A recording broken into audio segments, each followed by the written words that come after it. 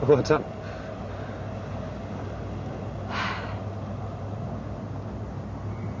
I'm pregnant.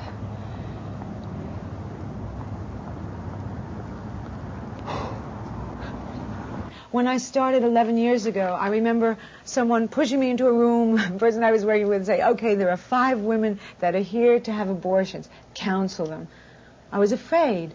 What would I say? Nervous, scared, and they helped me. And at the end, one woman took my hand really strongly and said, thank you so much. You really helped me. And the hand, the intimate, personal, individual connection is what I get every time I walk down this hall and see a patient. Oh, some people, they say, oh my God, you work with abortion every day. How can you tolerate it? It must be very depressing. And I say, no, not at all. It's inspiring. It's rewarding. It's loving. It's good. It's positive because it's the place where you can put your hand and make it better right away, where you can take fear away right away, where you can say, you're not going to die. You're afraid because you heard all those stories about butchers and coat hangers. You're going to be all right. This is a safe medical procedure now. And that's why I'm fighting, so I can continue to say that to women, because there might come a time when I won't be able to. You had an abortion. Yes, I did. When? How long ago was this? It's been a couple of years now. And was it difficult for you to make that decision? Well, in the beginning, yes, but taking into consideration my age, as I say, it was only a couple of years ago, and the fact... I'm getting nervous. Okay, come on, keep talking. It's okay. It's difficult. It's very difficult to talk about this, and what we're talking about is what goes into somebody's decision. It's not, you sort of don't wake up, you find out you're pregnant, right? You don't want to be, right? Right. Okay, why didn't you want to be pregnant at that point in your life? I felt I had enough children. 3 children are enough. I had planned to have 2, and when I became pregnant a 3rd time, I had another son, and that's enough. I feel that's enough. I feel it's time for me to live a little now. When you look back at your abortion, especially at this point in time, now that you're pregnant again, how do you feel about it? Well, at the time that I had the abortion, I was going to college, and I was raising a child by myself. And it wasn't a matter of choice. I had to have the abortion to be fair to myself and to be fair to my daughter. But that, in essence, was a choice. You did say, what is the best for me, what is the best for my daughter. Mm-hmm. Yeah. I couldn't have considered having the child and keeping it at the time. I guess that's what I mean. It wouldn't have been fair to any of us.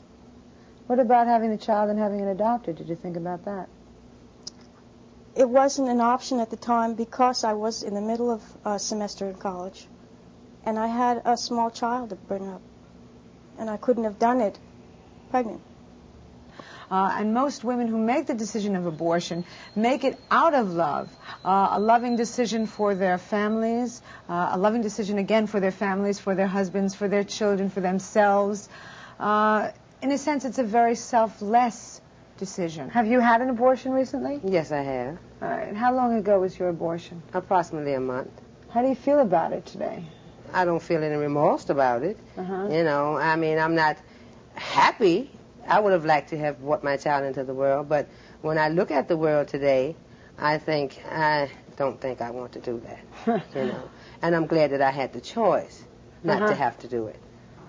Well, I think all of us have, to some extent, personal memories. Mm-hmm. In my case, it was discrimination when I tried to get a job after coming out of law school, or applying for a credit card and being told I had to have my husband's signature. Did that make you angry? Of course it made me angry.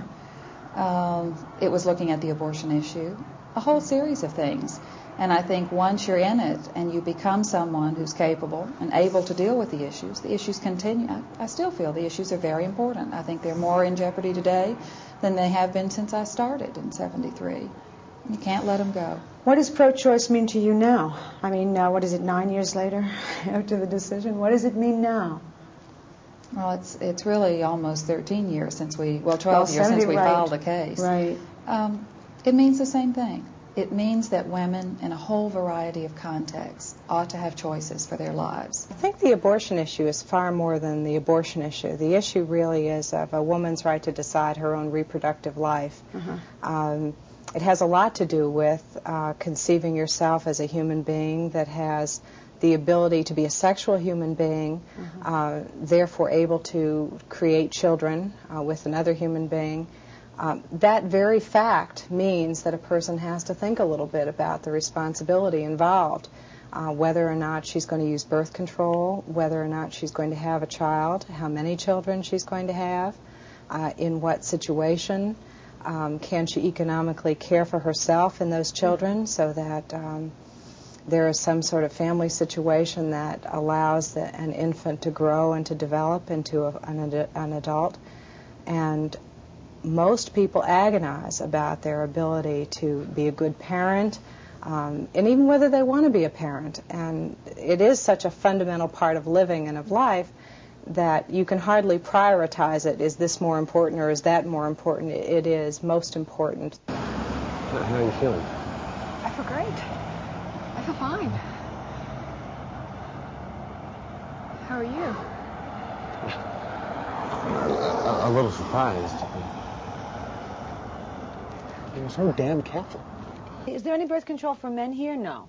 No, Vasectomy? vasectomy. And withdrawal. Do you believe in birth control for men? How about pills for men? One of the things that I've said so often, if I could say to this camera, suppose I said to the men here, we've got an IUD for us men. A little piece of plastic, intrapenal. We'll put it inside the penis. Might give you a little bit of cramping, maybe a little bit of infection. It might pierce the side of the wall of the penis, might perforate it. Would we men use it? Obviously, the answer would be no. But how many women do we say, hey, women, I've got an IUD for you. We insert it inside the uterus. It might give you a little infection. It might turn sideways, pierce the uterus. Or if we turn around and we say, hey, we got the birth control pill for us men. Might make you feel a little bit depressed. If you have a history of cancer, might increase in existing tumors. Anywhere of a host of side effects. We men wouldn't take it. But again, the fault lies with the male-dominated pharmaceutical companies, the male-dominated physicians, who indeed will say, you women, you take the risk of birth control. You take the risk of childbirth, which is 9 times more dangerous than an abortion. And by the way, you take the risk of an abortion. I'm even throwing the Pope and Reagan.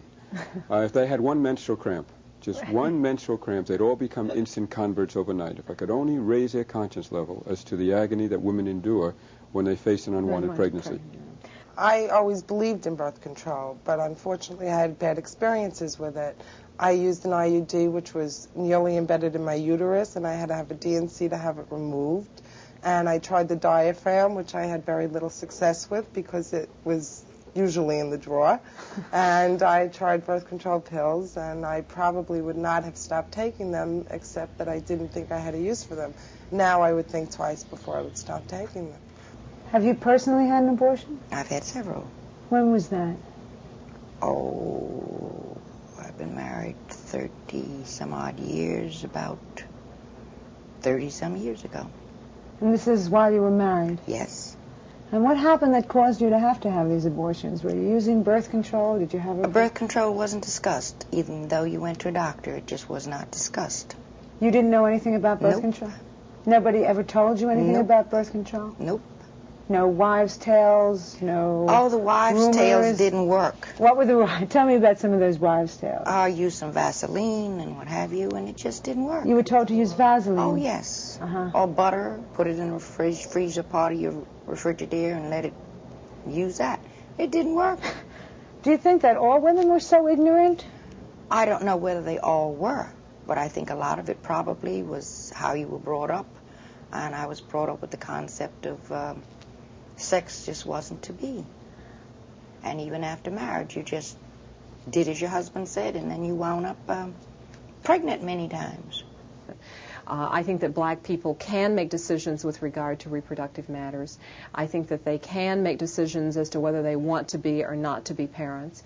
I think that unwanted childbearing and the tragedies of unwanted childbearing affect black women and black families far more adversely than it does those of white families. And I simply don't believe that because you're a minority you should be denied choices because somehow someone thinks that you are not of the intellect to make those decisions for yourself. How many children do you have now? 8. And how do you feel about being a mother? Great.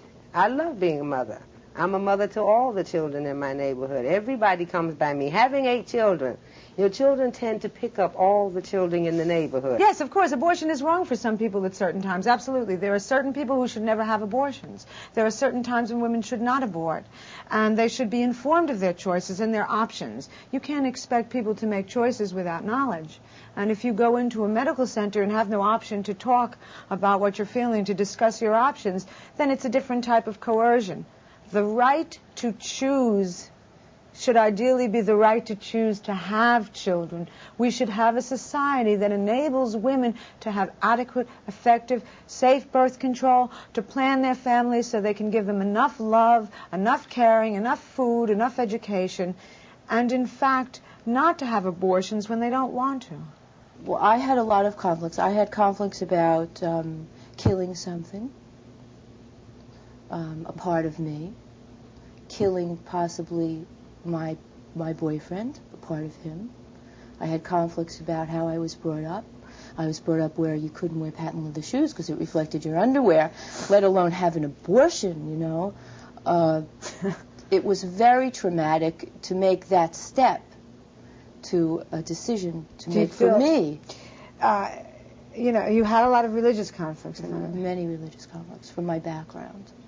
And it was a conflict what to decide, to make the decision for me or the church or society or who is more important right now. And I couldn't grasp that. It took a long time.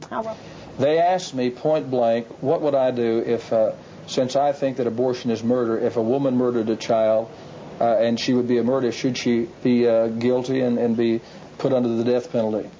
We have laws today that in our nation today, when somebody murders, there is not capital punishment. Perhaps if, I don't know what extent the legislators would make the law, but if a woman took a child at 6.5, 7 months and decided to kill a child, and there were laws against that, it probably would be a manslaughter charge. There would be some penalty attached. And whatever society or our legislators would pass as being a law, I think those that violate that law should have to suffer the consequences of that act, whatever it might be. Now, as far as murdering somebody that committed an abortion with a death penalty or killing him for that act, it's a very hard thing to say, and I'm not sure right now that I would make it. Well, you said it. You said it when you debated me before. No. I think it's murder to make the parents have the child if the child is not wanted at that point in time. And I think it's murder to the child to put that child through that experience. I feel that it's murderous to bring a child into a world when you are not financially able to take care of it, mentally fit to take care of it, because it's not always finance. But to a person that is of a poor background, it is definitely murderous to have children. We're not denying the choice. They didn't have a choice for many, many years. And America. So blacks were slaves. Now they're not slaves. Should we put them back into the plantations? You know, the whole question of abortion, we totally ignore 8 million lives. Now, what about in the Human Life Amendment, women that get pregnant by incest or rape? They would ban that. Abortion for that. I can only tell you what I would do if it were a personal thing. If my daughter happened to be raped, okay, and she became pregnant, I frankly think that rather than have the baby aborted, or if she was 13, well, I think that I would have to go to a doctor if there was a problem that it could affect her. And that's a psychological trauma. No, wait a second. No. For example. 13-year-old daughter. Not for him. Okay, you asked me a question. Okay. I think you're let me answer it. Okay, now look. We're taking a hypothetical situation that probably more than likely will never occur. It might be 1 time out of 10 million if there were such odds. The rate of incest in this country is approximately 15%, as research developed by Florence Rush. So there is a high rate of incest. Well, we're not talking about incest. I was talking about rape. Incest, I wouldn't argue with you. I deal with it all the time as a pastor. It's very prevalent. I wished I could be persuasive enough to sit down with the Council of the National Conference of Bishops and say to them, as I'm saying to you, I think you bishops have done some very remarkable things. I do feel that throughout history, the Catholic hierarchy has generally been very much on the wrong side, very much on the conservative side, but today you have just joined the fight against nuclear disaster, which I think is splendid. I wish you'd do more of it. You have worked, many of your priests have worked in Latin America on the right side, for the people, for the farmers. I wish you'd do more of that. Why don't you let the world make its own choices? Why are you telling men and women that they must have a child against their will? Well, the Hatch Amendment is basically a states' rights amendment. It doesn't really address abortion. It just says who has the power to decide who should control abortion practices. And Senator Hatch would have it be controlled state by state by state. And it's just like you're thinking of the black people in this country. It's like an emancipation proclamation state by state and saying, okay, blacks, you can be free in Utah, but you're a slave in New York. And in New Jersey, you have some rights. And in Nevada, you don't have other rights. You see, freedom and liberty must have no boundaries. So you cannot have this as a states' rights issue. It's a smokescreen. What they really want, Hatch, Hyde, Helms, Dornan, and the other senators, is to make abortion totally illegal by making the fetus a constitutional person at the moment of conception. Can you imagine a sperm and an egg meeting biologically 1/1000th of an inch large will have the same constitutional rights as you and I and every American woman in this country? That's what the real issue is. In fact, I remember when I was an intern, I was an intern on the wards at Bellevue Hospital, and we had something then that was called the Midnight Express. Why the Midnight Express? At about 2 o'clock in the morning, they would bring ambulances full of women, primarily from Harlem Hospital, and they would fill the wards of Bellevue Hospital. Most of them had illegal abortions. Some were PIDs. All of them suffered What's PID? Pelvic inflammatory diseases. All of them suffering from the wraths of people making money on poor women who were in difficult troubles. When I had the abortion, and it was illegal at that time, I felt completely in limbo, and the man who was taking me there to what was supposedly a doctor, I'm not sure to this day whether he was or he wasn't. It was someone's home, someone's basement. I didn't know what to expect. There was no one else there but this man and myself, the so-called doctor. And I must say he did try to rape me, which was something I'll never get over. Never. How did you deal? I mean, what happened? I just turned him down. I was incensed.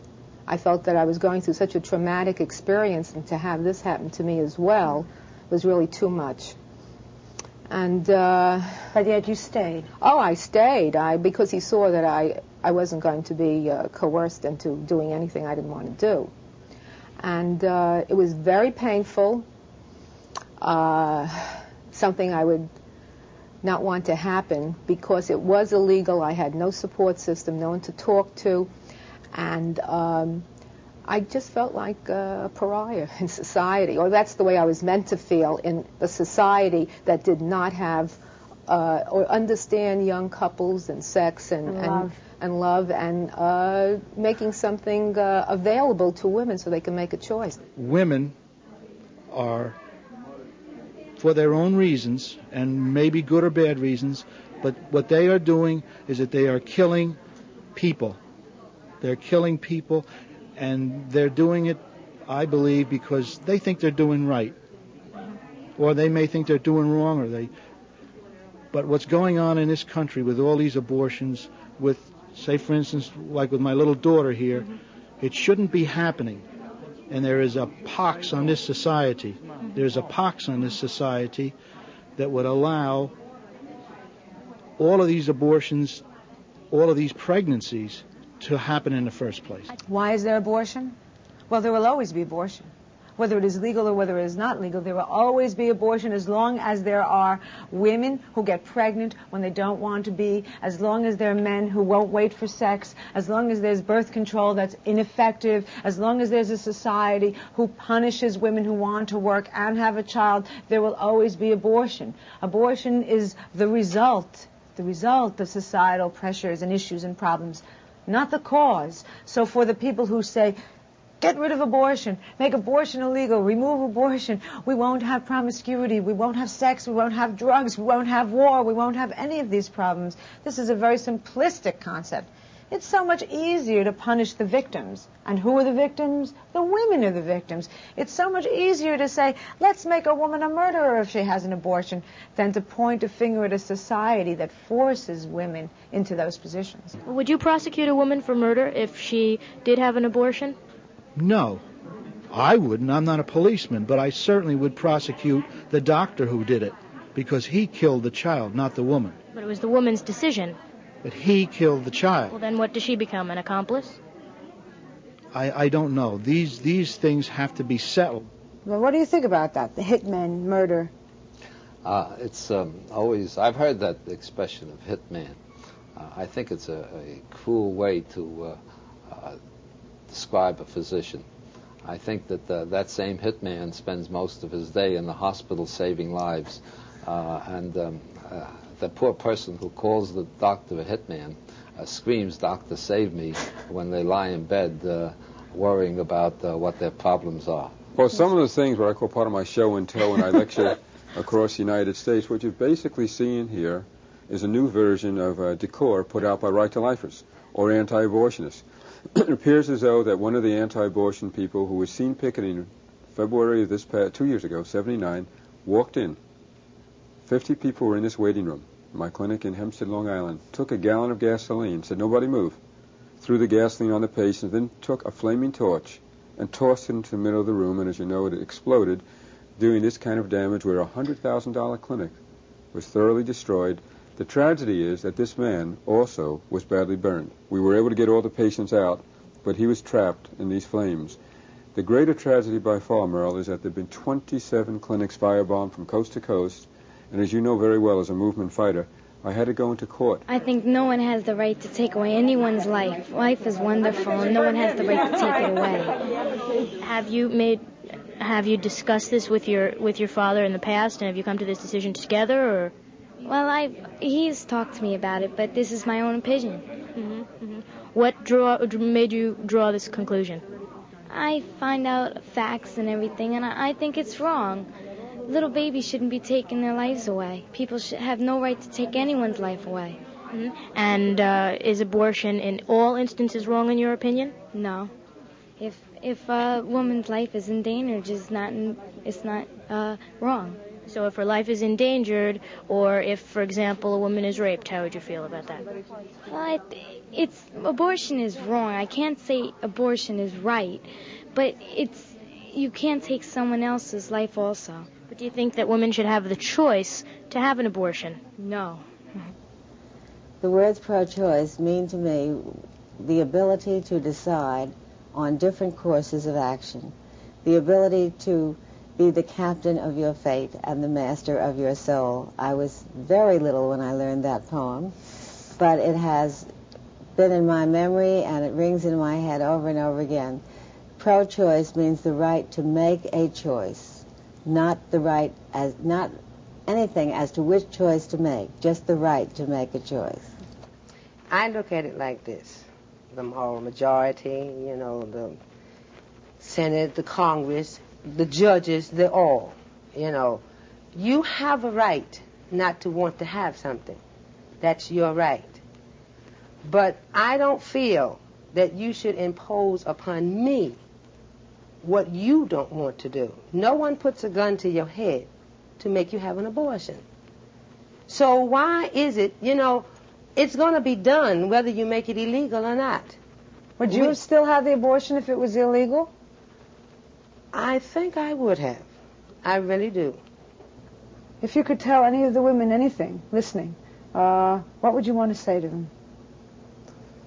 That they should fight for the right to have abortion, to make sure that abortion is legal, that they should do everything in their power so that they don't destroy their choices and their options. Whereas abortion, in the minds of many people, they can identify, they understand, they know someone who's had an abortion, or they can identify at a personal level why some situations where abortion should be available. In fact, most people see that the women's stories, some of the stories in this program, the women who choose abortion, these are the real human life stories in the abortion debate. I was involved in a debate, and a Right to Life woman came up to the microphone, very intense, very emotional, very passionate, and pointing her finger and yelling and screaming at me, she said, "Miss Hoffman, do you know what you're doing is wrong? Do you know that in 10 years you will feel guilty? Do you know you are sinning? Haven't you seen the light? Won't you change your mind? Don't you see the light?" And I said, "Oh, I see the light. I see the light every day, but it shines differently on my head than yours." Okay. I love you.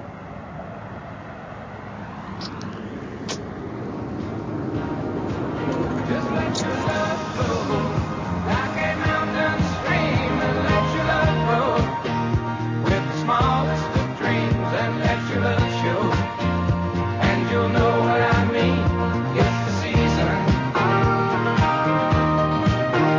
Let your love fly like a bird on the wing, and let your love bind you to all living things, and let your love shine, and you'll know what I mean. That's the reason. There's a reason for the one sweet night, and there's a reason for the candle lights. Must be the season when those love lights shine all around us. So let that wonder take you into space and lay you under its loving embrace. Just feel the thunder as it warms your face. You can't hold back. Just let your love.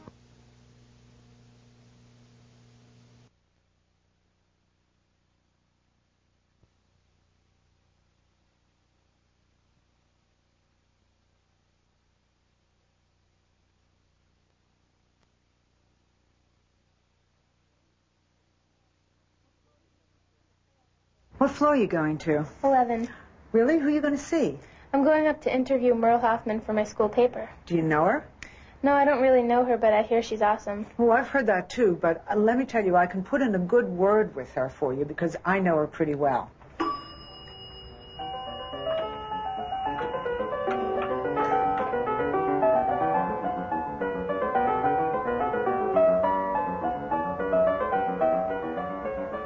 There's been a lot of talk around school about girls who get pregnant, you know, by mistake. So I thought maybe I could interview you to get your side on it and write a story in the school paper, if they'll print it, you know. At school, the message is basically don't do it, and I just want to know if there's anything else you can say besides just don't do it. Say no? Yeah. Well, I think just say no has become a very politically acceptable conservative type of agenda. Almost like Nancy Reagan, just say no to drugs, just say no to sex. And in both of those cases, I think it's somewhat unrealistic.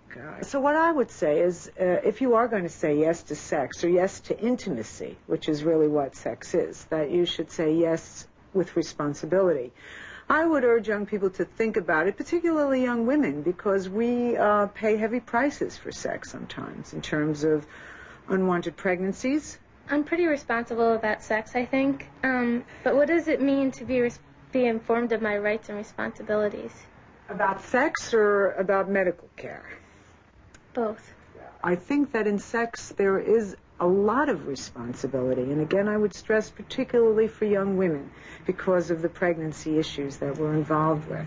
As far as being a patient, I developed a philosophy called patient power. About 15 years ago. See, when I first started Choices, that was in 1971. It's 24, almost 25 years ago. And I saw a lot of unwanted pregnancies because women weren't involved in their medical decisions. So I thought I would work with women and educate them as patients to say that you do have power in this relationship, in the doctor-patient relationship. It's a very intimate one. It's a very powerful one. My mom says I have to go to her doctor. Is that because of insurance, or can I come here anywhere? Well, your mother, have you spoken to your mother about sex yet? Well, she doesn't really know very many things that are 90s answers, I guess. And it's kind of hard to talk to her because she's in such a different generation. I know. I remember my mother came to me when I was, a teenager, and she said, look, I really want to know. I won't be upset. Please, please tell me honestly. Are you a virgin?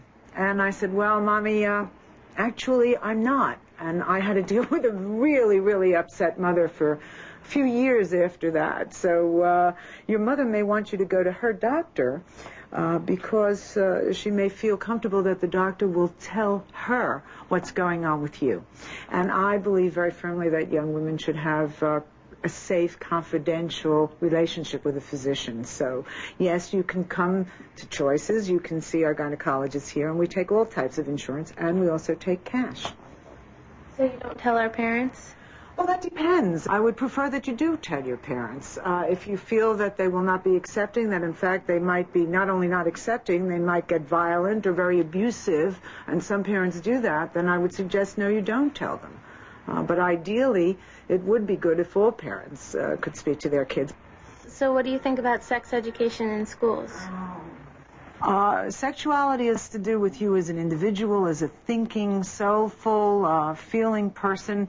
And I don't think schools should or can teach those values. Ideally, they're coming from the family, and the family ideally should reflect a mature, progressive society. Maybe you could come to our school sometime and talk to more kids about this. Absolutely. Choices has a very, very active community outreach program. We have women who are counselors and educators who go out to the high schools and to the colleges and to community fairs and all types of social service agencies where we talk about birth control, sex, abortion, all sorts of social progressive issues. What's this about Choices in Russia? One day, I think she was a 32-year-old Russian woman came in here, and she came in for her 36th abortion. 36 abortions, and she's 32 years old. And somebody like me who never gets shocked at anything, I was absolutely shocked. And I came up here and I sat at this desk, and I said, I have to do something about this. But I thought, I'm going to go over there and open up a clinic. And a Russian delegation was coming here to look at certain social service organizations, and they had heard about Choices. And Joy met with them on their way to the airport, I think, right? And she showed them the brochure and the book that I had written on birth control called ESP, The Choice is Yours, Effectiveness, Safety, Personality. Okay? And they get all excited by it because, in Moscow, in Russia, there's no birth control. And if they do have any, maybe they have the 500,000 old copper IUDs lying around in a warehouse. So the idea of choice is off the wall to these people. The idea of a woman choosing the type of birth control, that's Star Trekian. I mean, it was unbelievable. So they were all excited with this book. They wanted to translate it into Russian. So I said, pull out the proposal I wrote about setting up a clinic in Moscow and fax it over to them. I think a week later, I got a letter inviting myself and 9 members of my staff as a whole delegation to go over there and work in a hospital and teach and look for opportunities to open the clinic. And we did the first Norplant insertion in Moscow. So that was an absolute great adventure, And it was so serendipitous. I mean, like many things in life, you think you can plan and you think you can control them and you think you have your whole agenda and your program set out. And then something like this just drops into your lap and all of the pieces come into place. Скорее, чем с самими женщинами. As such, attitudes and behavior around abortion, birth control, and sexuality are both contextual and political. They are dependent on economic, social, religious, and philosophical factors that rarely have the interests of women and children at heart. В связи религиозных и философских взглядов, которые редко имеют в виду благосостояние женщины и ее семьи. So how did you get into all this in the first place? It's a very long, interesting, circuitous story. I started out to be a concert pianist. I started out playing when I was about 9 years old, and it was a natural extension for me to want to take that to the limit and to be a great artist. And from the time I was 10, 11 years old, I was practicing 4 or 5 hours a day. I studied in Paris, but slowly it occurred to me that that would be an extremely hermetic life. And I just didn't see myself limiting myself to that degree. So I gave up music when I was about 18, 19 years old. And I really had an extraordinary crisis because I didn't know what I was going to do. I mean, my whole life, my whole adolescence, I had planned to be an artist, and that was the world that I moved in. But then I was out of that world, and I realized that I was very interested in how I worked. And as an offshoot of that, I was interested in how other people worked. So I thought to myself, well, I'll go to college and become a psychologist. But during this period of time, when I was going to college, I worked 3 different jobs to put myself through school. One of those jobs was with a physician, and this physician was involved with the health insurance plan, and I worked as a medical assistant. And in 1970, the abortion law changed in New York, which was 3 years prior to the Supreme Court decision. And the physician I was working with, Dr. Martin Gold, and another physician, and myself, started a very small service to service women in the HIP plan, because HIP themselves could not provide the service because the physicians were really conflicted about how to deal with this. And it was an extraordinary time because abortion, which was an issue that was political, philosophical, moral, theoretical, translated into hundreds of women lining outside of clinics to get services. So it was quite revolutionary. It was very pioneering, and it was very romantic. I was totally non-political. I had no interest in the political aspect of it, but I had an interest in the psychological part of it and in the pioneering part of it. So we started out providing services for the HIV population. And I was about 25 years old. And I'll never forget the first patient that came to Choices. She was about 24. She was from New Jersey, and she came from New Jersey because abortion was still illegal there. And she was terrified. And I remember somebody saying to me, well, go in and talk to her. Go in and counsel her. And, what would I say? I had no experience. There was no experience. It was the first step in a great, great journey. And I remember I walked in and I looked at her and I said, this is hard for me because I haven't spoken to anybody about this before, and I want to help you, and I know about the procedure. And she said, it's hard for me too. And I went with her and I held her hand throughout the abortion, and that was actually the motivating connection for me. So it was the connection with the women, the powerful feeling and knowledge that I got that I was interacting with someone in the most vulnerable and powerful moment in their lives, which was a woman deciding whether or not to continue with her pregnancy. And that connection and that vision has really motivated and driven my work. So my feminism comes from that. It's basically, I like to call it, from the ground up. I had to learn it all from the ground up and from hard knocks. So when I finally moved into this space, I thought, well, now, for somebody who started where she didn't even have an office and had to have a desk and had to, be pushed around and pushed about, I'll get myself a good, large office. And another funny story, in this basement, there lived an accountant who was the accountant for Choices. So I went to the accountant and I said, look, Al, his name was Al, I said, Al, I'm going to move Choices. I'm going to move it out of here, and I think the rent is X amount of thousands of dollars. And he looked at me and he laughed. You see, Katie, he laughed. He said, oh, you're going to move Choices. You'll never be able to do it. You'll never be able to pay the rent. The P.S. to this story is that he is still in the basement. So the moral of that story is don't laugh at me. And don't say I'll never be able to do it. Do you miss playing the piano, being creative?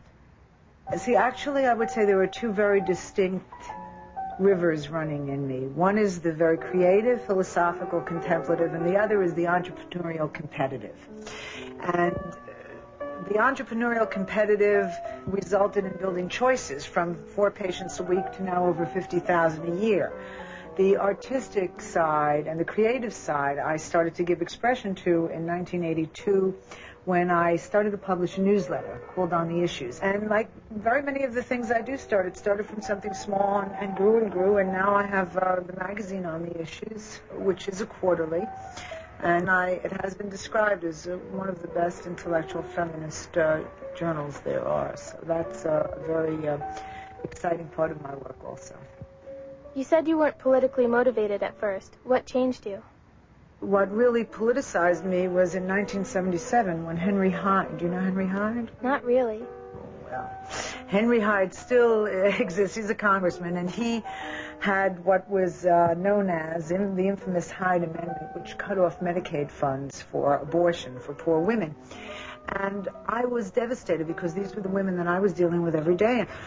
But what that did for me specifically was motivate me to become political. So I just got out there, and from that I found that I had a really good ability to debate, and I think that came from arguing with my mother's family, who always had political, philosophical, were they debates, they grew up into major arguments, but I held my own there, so I enjoyed them. So I started to go around the country and debate anti-choice leaders.